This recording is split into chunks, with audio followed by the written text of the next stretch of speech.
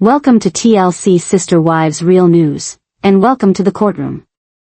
For years we've all been spectators, huddled in the gallery as this family drama played out in front of us all. But today, that all ends. Today you are not just the audience, you are the jury. Evidence will be presented, witnesses called, and insider testimony examined. What you're now going to hear is so enlightening it might totally change the way you look at this show. If you can look past the tears and follow the money, your initial verdict is simple: hit like and subscribe so you don't miss an ounce of the evidence in this case. Your jury seat is taken. Let's begin. For more than a decade, the Browns sold the vision of a harmonious, spiritually grounded, plural family. Cody Brown situated himself in the driver's seat, casting himself as the leader, the visionary, the glue that bound four distinct but cooperative households together.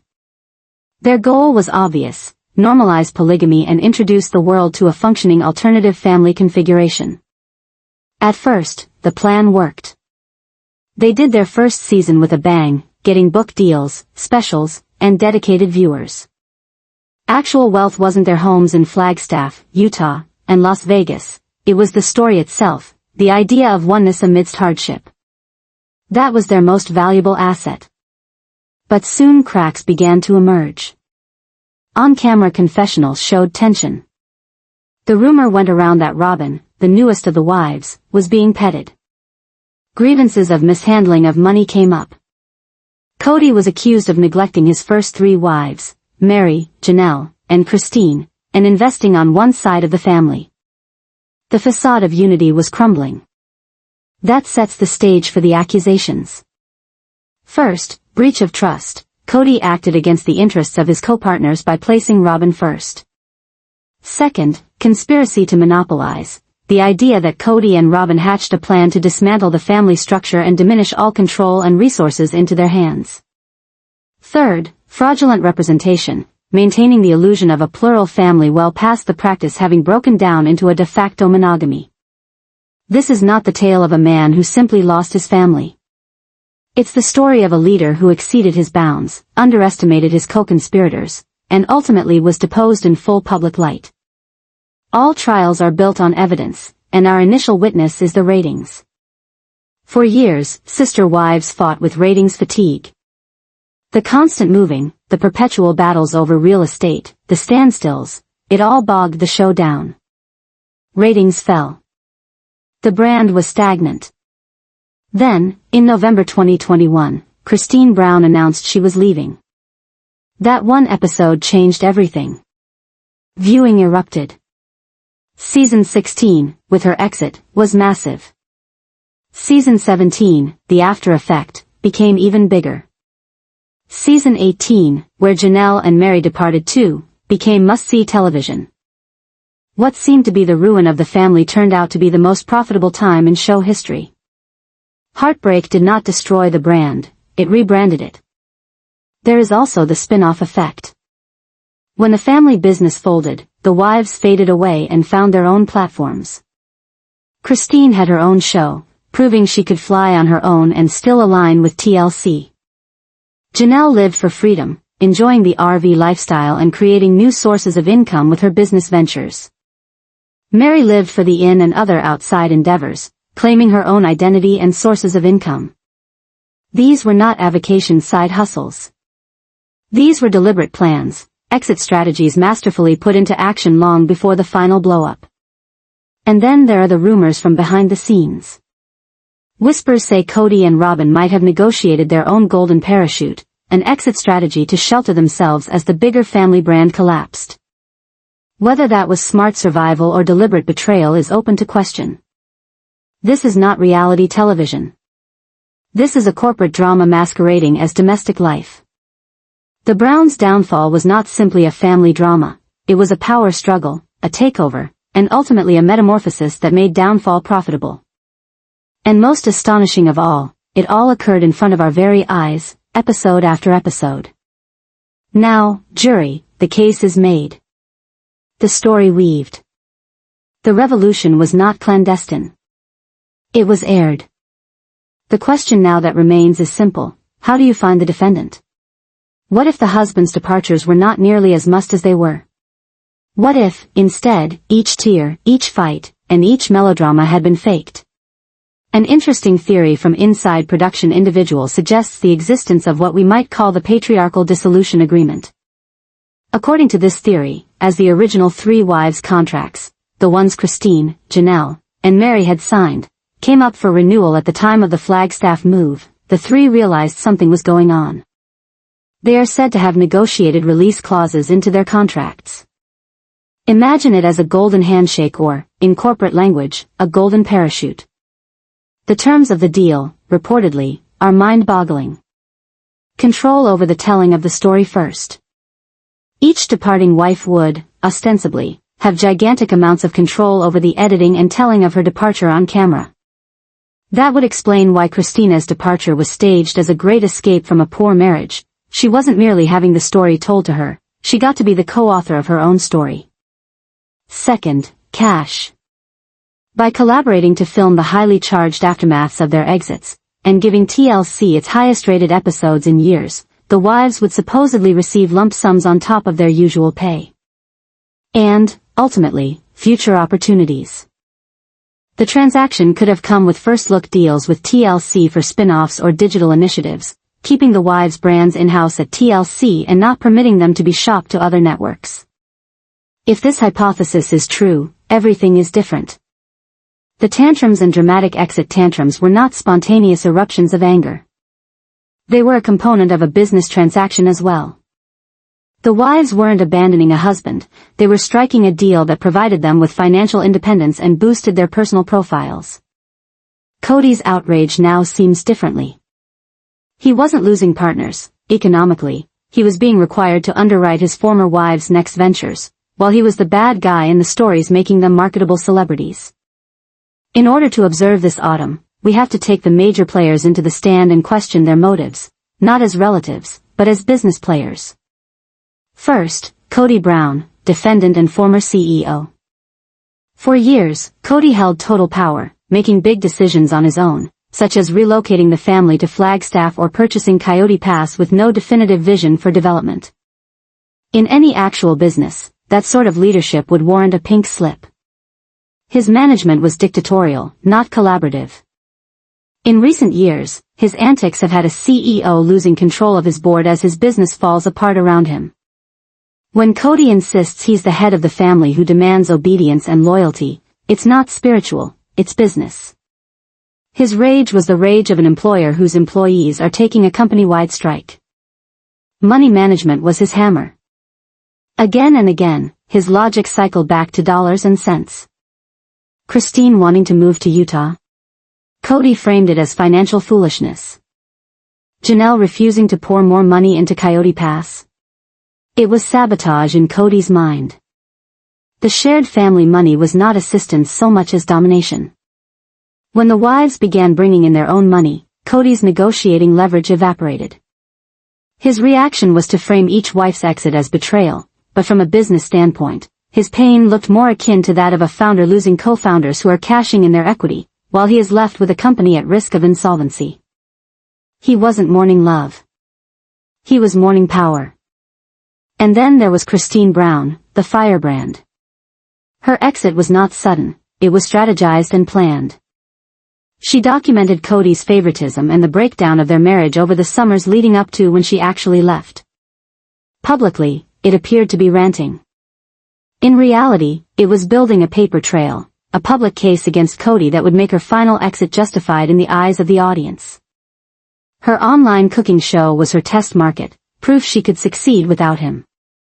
When it succeeded, she had bargaining power. Her real exit was a public relations coup, cool, assertive, and framed as empowerment. Cody's fabled knife in the kidneys rant was rage, certainly, but also an acknowledgement that Christina's step had sapped his authority. She didn't just leave. She left on the goodwill of the audience, leaving Cody with the toxic taste of the brand. And then Janelle Brown, the strategist. While Christine was the rebel, Janelle was the behind-the-scenes, number-crunching CFO. She was always the most financially savvy, and her living in an RV on Coyote Pass was no wacky plot point. It was her experiment to see if the family's greatest asset was solid. Her decision was bitter, the land was a money sink, and it was in the hands of a leader she no longer trusted. She wasn't Christine, going public with her announcement.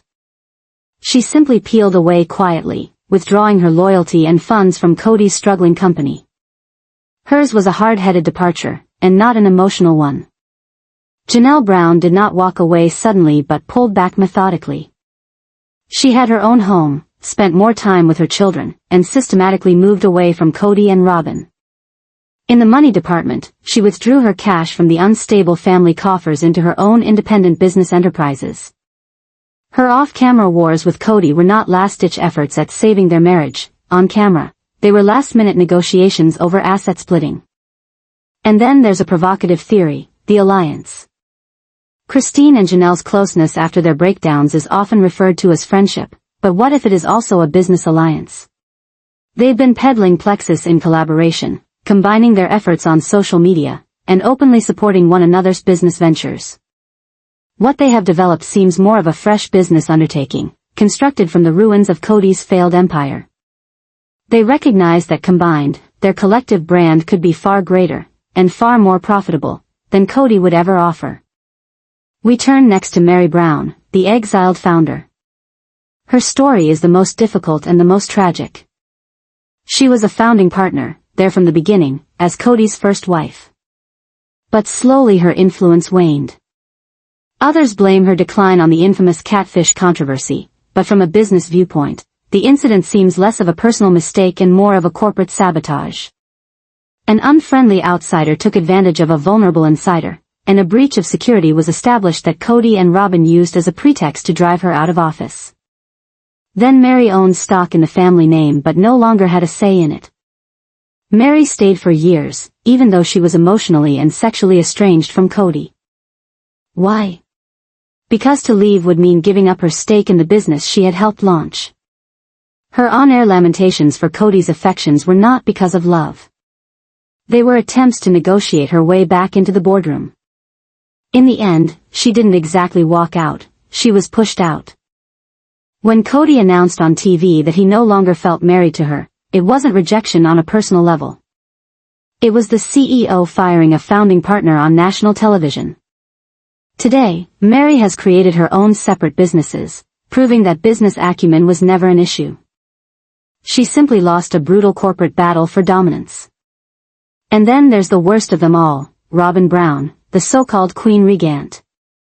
On the surface, she's been portrayed as the loving, loyal wife who just wanted peacefulness in a crazy family. But behind-the-scenes accounts suggest her role may be far more manipulative.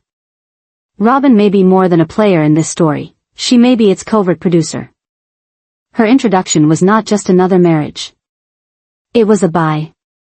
Cody invested a lot of money in getting her into the family, providing her with advantages and benefits that the original wives spent years to get. Over time, her influence expanded. Family decisions, Cody's schedule, even emotional resources, all began passing through her. She was his primary advisor, accruing influence at the expense of the others. And then there is the most dramatic allegation, Robyn's influence might extend past the family and into production. There is one insider with alleged ties to initial seasons who holds that Robyn has a direct line to some of the producers. She gives feedback, dictates how scenes at her house are captured, and even possibly has influence over the way her role on the show is edited. If so, those tear-stained monologues and well-timed breakdown aren't unadulterated emotion. They are tactical, strategic performance designed to make her out to be the socially devout victim surrounded by envious defectors. If at least part of this theory is true, then Robyn's role in the show is completely different. She isn't just a mid-storm wife. She's a co-conspirator of the narrative, scheming with Cody to keep them in the spotlight and positioning the others as cheaters. She's not an actress, she's an off-camera producer. The evidence is now out there. We've seen the ratings surge fueled by divorce, the strategic launches of new personal brands, and the whisper networks about contracts and secret clauses.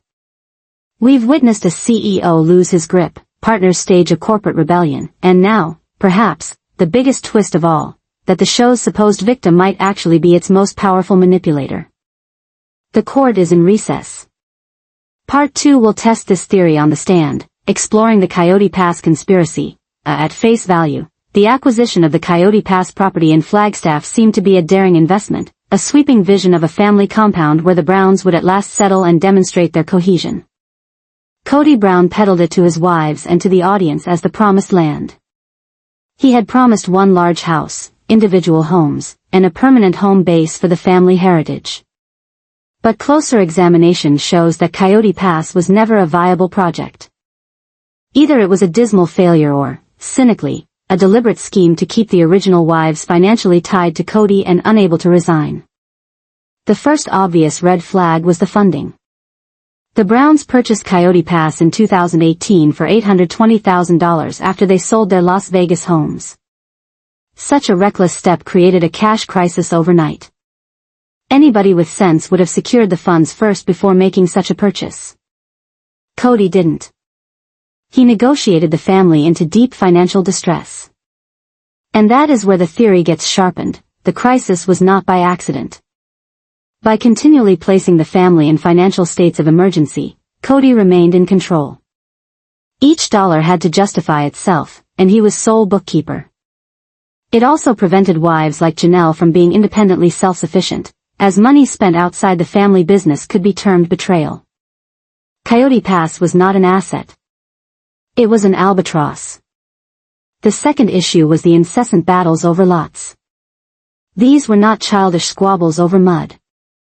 These were boardroom squabbles over power. Robyn received the A-block parcel, which was closest to the forest, and Meri received the bottom parcel, symbolically cut out.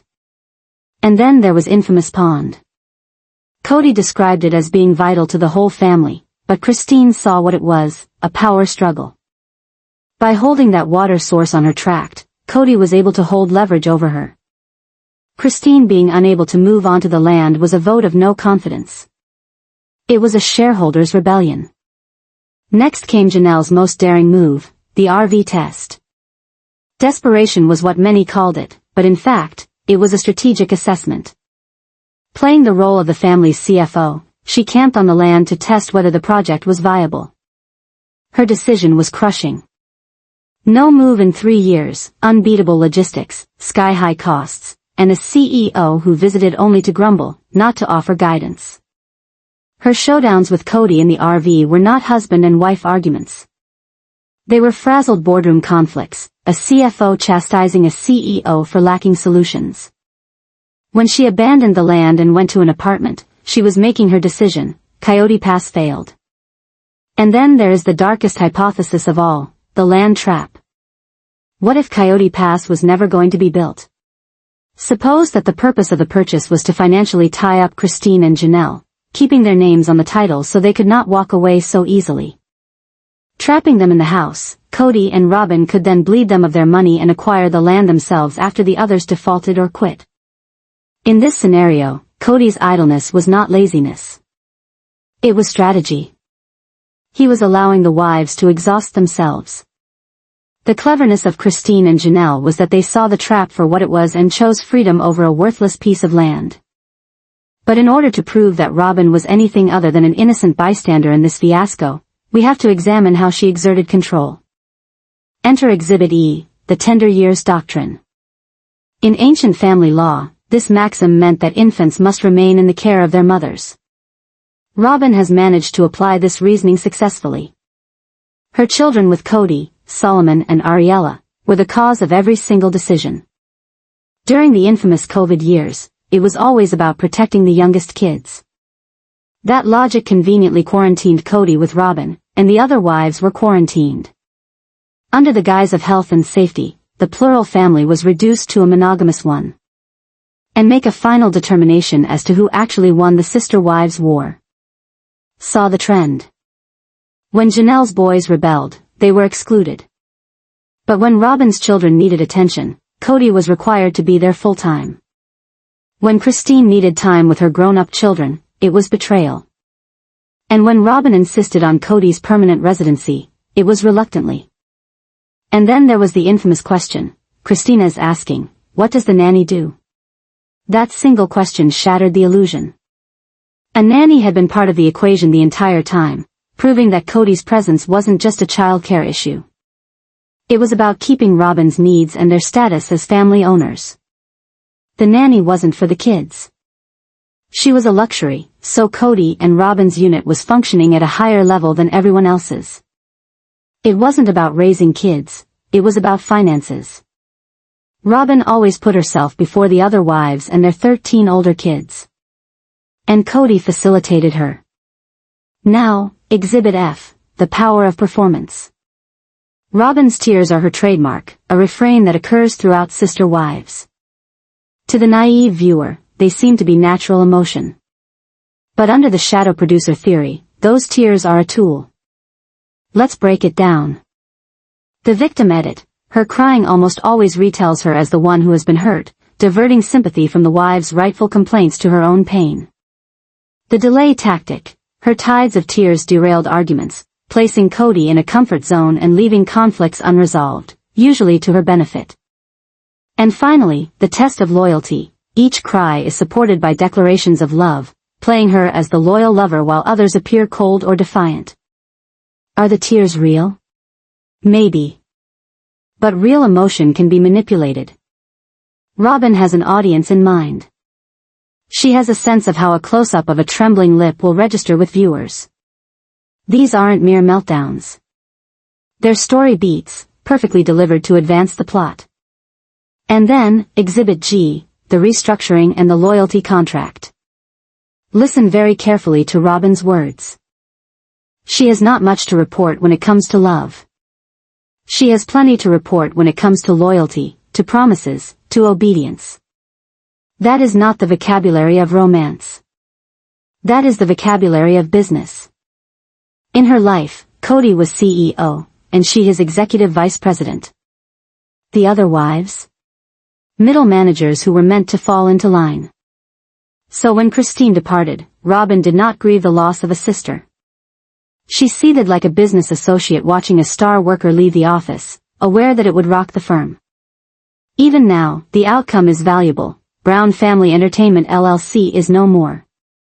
It has been disassembled and restructured into something different, Cody and Robyn Brown, Incorporated. The polygamous experiment has been dissolved. What is left is a monogamous relationship, still going under the name of Sister Wives for financial gain, but stripped of its original intent. This wasn't a failure. It was a restructuring, honest, deliberate, and profitable. Monogamy was the end goal all along. Polygamy was just the long, arduous path they walked to get there. And so, members of the jury, we arrive at closing arguments.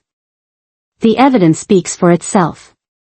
For more than a decade, this family was not merely breaking up, this family was being dismantled. Piece by piece, resources and power were siphoned off until only two remained, Cody and Robyn. Cody Brown, self-proclaimed patriarch, is guilty of gross mismanagement. He ruled his wives like a kingdom, not an equal partnership. He kept them from love and resources, gambled away their money recklessly, and blamed everyone but himself for the fallout. He was not a leader. He was a tyrant. And Robyn Brown, past the naivety of an innocent victim, was the co-conspirator. She played the long game. She rewrote the rules, armed her children, and used her tears as a scalpel. She isolated Cody, manipulated the narrative, and became the sole queen of a rebranded empire. She didn't just survive the implosion, she orchestrated it. Christine, Janelle, and Meri didn't destroy the family. They abandoned it. They departed a toxic workplace, a crumbling company helmed by a rash CEO and his shadow producer. Their departure wasn't treachery, it was liberation. But before you pass judgment, remember, might it be there's another side of the story? That Cody and Robyn weren't plotters but merely two people holding on to one another as everything else unraveled? The defense is ready to argue their case. Maybe we've been unjust. Maybe it's not the story of corporate cover-up after all. Maybe it's simply the story of a paralyzed man. Cody Brown was not necessarily a ruthless CEO, just a man who held a higher ideal that he simply did not have the emotional bandwidth to uphold. His rage, then, was not tyranny. It was the complaint of a man as his vision disintegrated before him, broken by his wife's shifting desires and relentless tensions of a world no longer tolerant of his faith. And what if Robyn Brown was never the mastermind to begin with? What if she was only what she claimed to be, a woman in love, yearning to be part of a family, grasping for a dream no one else believed existed? Perhaps her tears were not tactical, but tears. Perhaps her need for attention from Cody wasn't a power play, but the very common desire of a wife who needed her husband to be present. Maybe she was not the villain. Maybe she was the last believer, scapegoated by jealous partners and a doubting public, left to grasp the pieces of a shattered dream. Maybe this was never business.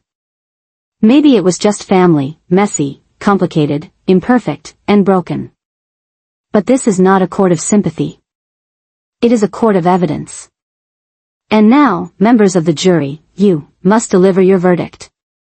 On count 1, breach of fiduciary duty. Guilty. The record of favoritism, fiscal profligacy, and neglect spans a decade of cinema. The evidence is compelling. On count 2, conspiracy to monopolize. Guilty. The evidence is circumstantial, but the pattern is unmistakable. Resources concentrated. Power consolidated. Outcomes corresponding to theory. Too uniform to dismiss. On count 3, fraudulent representation. Guilty. For years, the defendants hawked a functioning plural family, a product that they knew was busted up before the company folded. They sold a dream. Guilty. On all 3. So, what is the punishment? There are no prison bars in this court. The punishment is enforced by the marketplace, by us, the public. For Cody and Robyn Brown, the punishment is a tarnished brand. They may have emerged victorious in their monogamous marriage, but at what cost? They've lost the public's favor. They are no longer heroes. They are the villains of their own story, contractually bound to create a show that has stolen its limelight from them, onto the women who left. Their alleged triumph is to live in their gilded cage in Flagstaff and watch how their erstwhile wives live, thrive, and flourish without them. To Janelle, Meri, and Christine Brown, the sentence is freedom. Freedom financially. Freedom with respect of the public. They executed the most brazen hostile takeover in reality show history. They took a failing corporation and made it better, something that's their own. They proved they weren't liabilities, they were the company's greatest assets. And now, they're finally being rewarded. And thus we return to the question that has been floating in the air since the beginning: when does drama no longer pay? The Brown family trial informs us. For Robyn and Cody, the drama purchased an empty crown and a bankrupt heritage. For Christine, Janelle, and Meri, the drama paid in full. It paid for their emancipation, for their resurrection, and for their transfiguration from sister wives to sovereign queens. Christine is a queen. Janelle is a queen. And Meri is rebuilding her own kingdom at last. Cody Brown is still a king, but a king with no kingdom, over an empire of dust. Undefined. The court is adjourned.